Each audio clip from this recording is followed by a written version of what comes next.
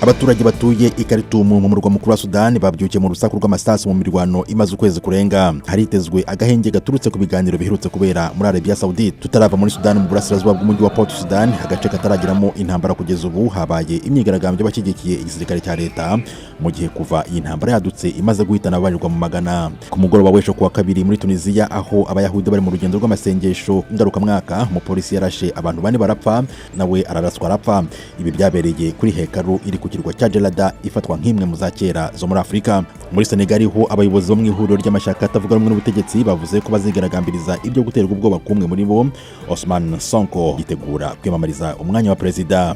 Turangirize muri Kongo, leta yatanze inkunga muri Kivu y'Epfo irimo amasanduku yo gushyinguramo abantu barenga 400 bishwe n'imyuzure mu cyumweru gishize. Bamwe mu baturage ariko bavuze ko leta yatinze kuko abapfuye bashyinguwe mu mva rusange.